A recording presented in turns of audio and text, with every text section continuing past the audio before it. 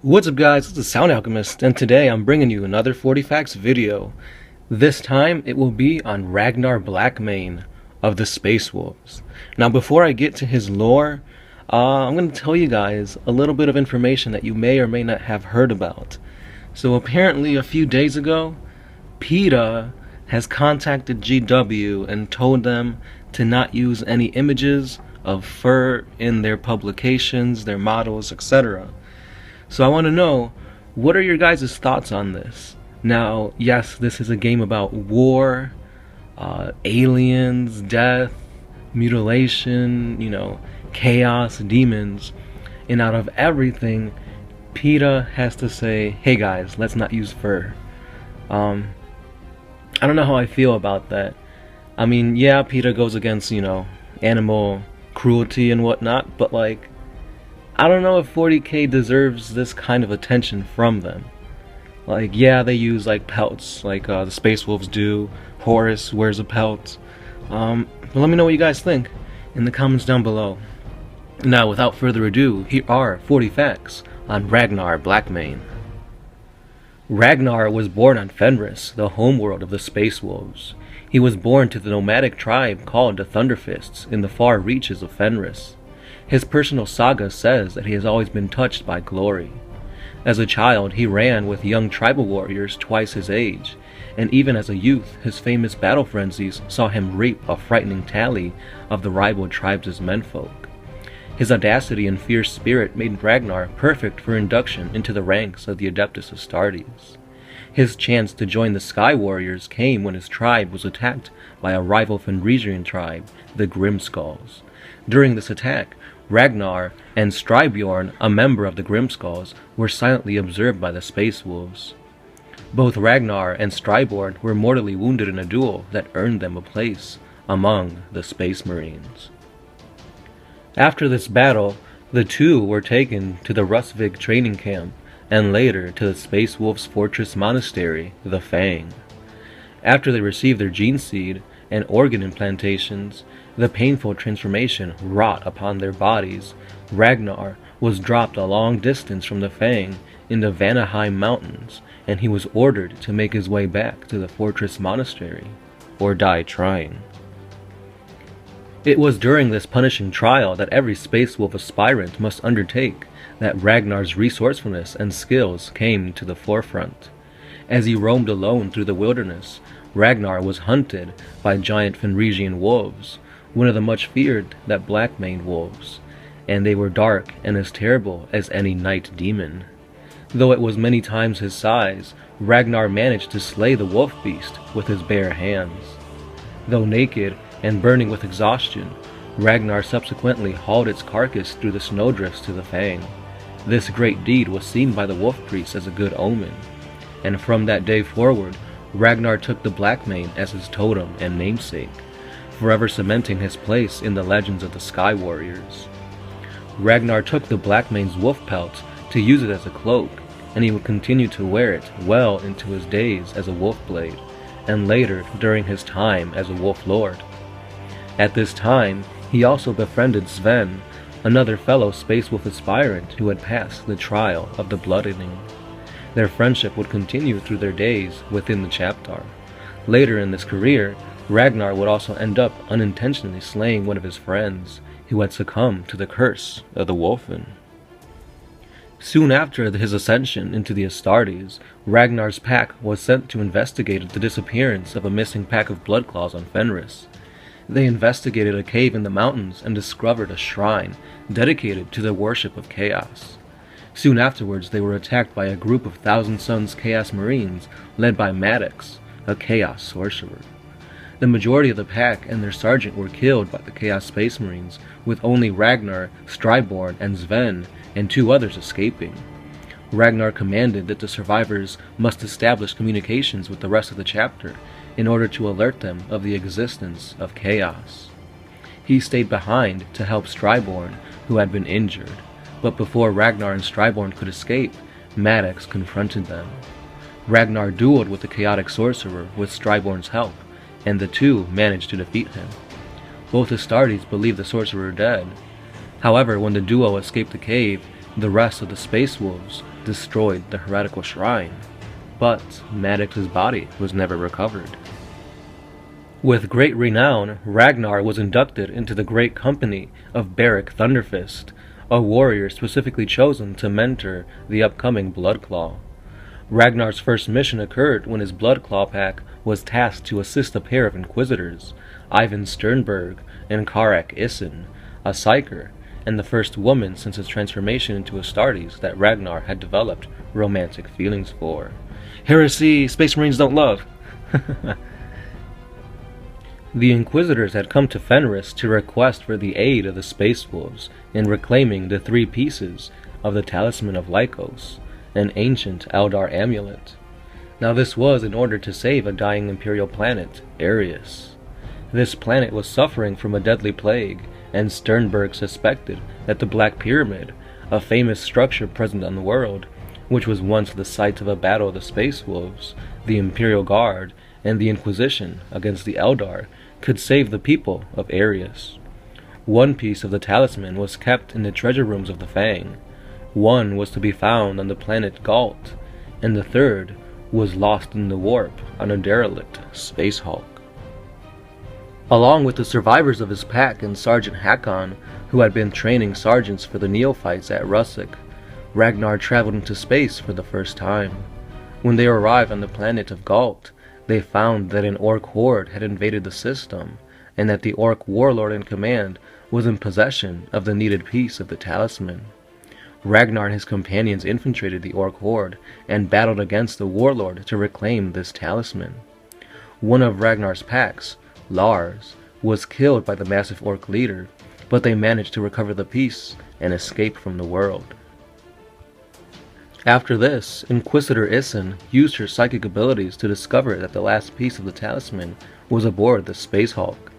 Ragnar and the Inquisitors successfully recovered the final piece after battling the myriad dangers aboard the Hulk. When they traveled to Arius to reunite and use the talisman, they found that nearly the whole planet had already been infected by the plague. An Eldar hologram warned them off as they entered the Black Pyramid, but the Space Wolves and the Inquisitors ignored it. They were shocked to find a great unclean one of Nurgle, a greater demon named Bat Julaz, inside, who had been controlling the planetary governor Sternberg's troops. Sternberg and one of Ragnar's pack, Nillis, fell battling the powerful demon, and Kara Issen sacrificed herself to seal the pyramid off, trapping the great unclean one within. During the late 41st millennium, the Thousand Sons Traitor Legion once again assailed the shrine world of Garm. Led by the foul, chaotic sorcerer Maddox, a chaos cult uprising on a planetary scale provided the necessary cover for the Chaos Space Marines to steal the Spear of Russ. But the Space Wolves were determined that no slave of chaos would be allowed to sully the shrine or touch the Holy Spear. So 11 great companies went to quell the massive uprising. One of these great companies was under the command of the Warf Lord Beric Thunderfist. During a climactic battle between the Chaos Sorcerer and Blackmane, the young Space Wolf hurled the sacred Spear of Russ into an open warp portal to prevent the summoning of the demon Primarch, Magnus the Red. Even though the Space Wolves' great wolf, Logan Grimnar, believed that Ragnar's actions had saved the chapter from a potential disaster, many of his Space Wolves believed that Ragnar had dishonored himself, for their greatest relic was now lost to the Space Wolves. Beric Thunderfist wanted to have Ragnar become a great hunter at the same time as his fellow packmates Sven and Striborn, but Ragnar had destroyed one of the chapter's most sacred relics, an act which some of the elder wolf brothers in the chapter considered quite blasphemous. Though it had not been Ragnar's intention to lose the relic, it mattered not. The Spear of Russ was a most precious and sacred thing. It was created for Russ, the Lord of Lords, the Wolf of Wolves. It is said to contain a part of his power, and it was also prophesied that Russ would claim it to smite the great evil in the last days of the wolf time. Ragnar felt a deep-rooted sense of shame come upon him. He had thought that he had been a hero saving the world of Garm, Instead, he had committed an act of blasphemy and sacrilege. Though Beric Thunderfist agreed with young Blackmane's actions, there were those within the chapter who saw discredit that the young Bloodclaw as a means of discrediting his commanding wolf lord. This meant that Thunderfist's great company would go from being one which saved the world of Garm to one which lost the chapter's most precious relic. These wolf brothers pushed for punishment and exile. Some were more devout brethren wished to see the blood eagle carved in Ragnar's black. If such punishment was deemed fair by the Great Wolf, Ragnar would face his destiny like a true son of Russ. As punishment, Ragnar was sent to Terra in exile by the Great Wolf, Logan Grimnar, to serve in the Wolfblade, an ancient honor guard comprised of Astartes from the Space Wolves chapter who protect the Navigator's House Belisarius on Terra, in accordance with an ancient pact forged at the time of the Great Crusade. Grimnar informed the young space warrior that although he agrees with his actions, he could not let them go unpunished. Therefore, he was sending Ragnar to the Wolfblade, not only as punishment, but to protect him from potential attempts on his life by those angry Space Wolf battle brothers. While on Terra, Ragnar was instrumental in foiling a plot of vicious racists within the Navigator's house themselves. Shortly afterwards, Ragnar and his fellow Wolfblades found themselves embroiled in a Dark Angel's plot to capture and kill one of the elusive fallen angels. Captain Jeremiah Gaius led an elite Deathwing kill team that had long pursued and now prepared to capture one of these fallen angels known as Cadmus. This plot was secretly orchestrated by the Thousand Sons Chaos Sorcerer Maddox, who had intended to stir up old animosities that burned within and between both chapters, dating back to the time of the Great Crusade. Soon the Dark Angel's battle barge was assaulted the planet Hades, which was under protection of the Space Wolves. Ragnar found himself and his companions in the midst of a great battle between the Dark Angels and the Space Wolves, led by Wolf Lord Beric Thunderfist, who was passing through on a routine patrol of the star systems that lay under the protection of the Space Wolves. The natural distrust of the Space Wolves and the Dark Angels, which had been passed down since the days of old, and the bad blood mixing between their respective Primarchs, caused the two sides to assault one another. Finally, discovering Maddox's involvement, eventually the two chapters set aside their differences and went after the errant Cadmus. They tracked down the traitor before he could make his escape and succeeded in capturing the heretic. With a newfound mutual respect for each other, Ragnar withdrew his forces and let the Dark Angels conclude their chapter's business in privacy. Captain Gaius then executed Cadmus. The two groups of Space Marines also worked together to defeat an approaching Chaos Warfleet, although Beric's worship was more damaged than the Dark Angels, as they had retreated to repair while the Space Wolves battled the Thousand Sons under the command of Maddox. With the aid of his fellow Wolfblades, Ragnar later managed to also recover the Spear of Rust on the demon world of Takaris, with the aid of the Space Wolves' long-lost 13th Great Company.